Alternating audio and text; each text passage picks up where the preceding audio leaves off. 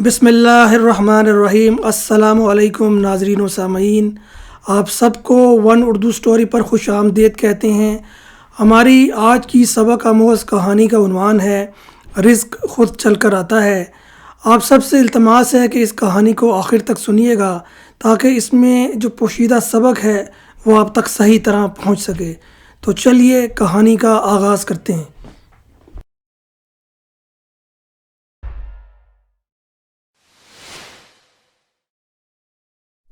कहते हैं किसी गांव में एक नौजवान रहता था।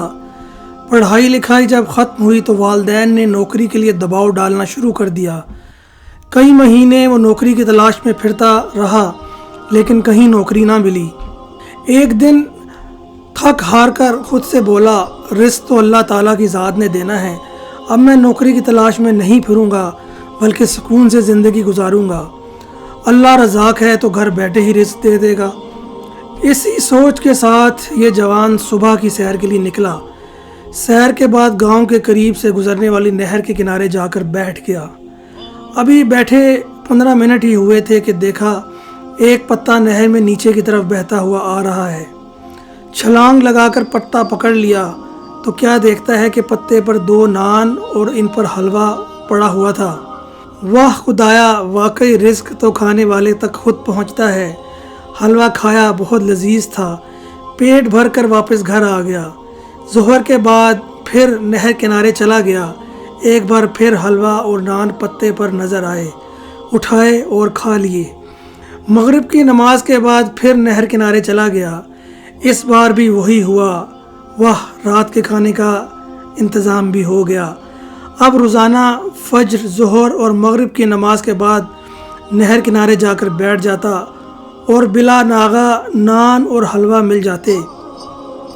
ये सिलसिला कई दिनों तक चलता रहा। एक दिन ख्याल आया कि देखूं कि अल्लाह ताला किस तरह ये नान और हलवा भिजवाता है। इसी सोच में सुबह की नमाज के बाद नहर की ऊपर की तरफ चल पड़ा। कुछ किलोमीटर ही गया होगा, देखा कि एक बाबा जी हैं जो नान और हलवा लिए नहर किनारे बैठे हैं।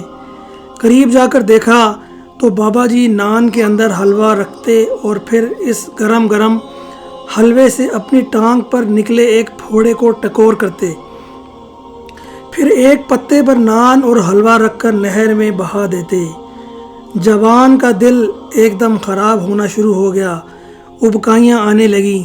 क्या मैं इतने दिनों से ये हलवा और नान खा रहा था? बाबा जी से पूछा, माजरा क्या है? बाबा जी बोले, कई दिनों से ये फोड़ा निकला हुआ था जिसकी वजह से बहुत तकलीफ़ थी। हकीम के पास गया तो हकीम ने मशवरा दिया कि रोज़ाना दिन में 3 बार सूजी के हलवे को नान पर रख कर इसकी टकोर करूं।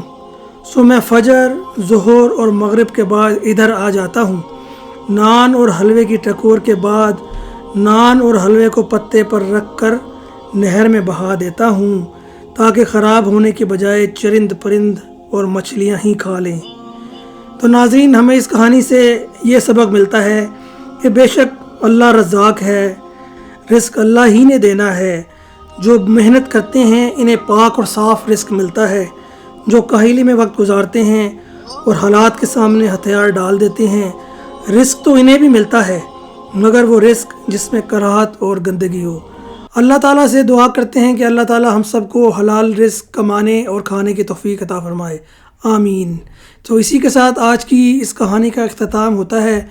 अगर ये कहानी आपको पसंद आई है तो इसको लाइक और शेयर ज़रूर कीजिएगा और साथ ही अगर आपने हमारे चैनल को सब्सक्राइब नहीं किया तो चैनल को सब्सक्राइब कर लीजिए और बेल आइकन को भी प्रेस कर दीजिए ताकि हर नए आने वाली वीडियो का नोटिफिकेशन आपको बर वक्त मौसूल होता रहे।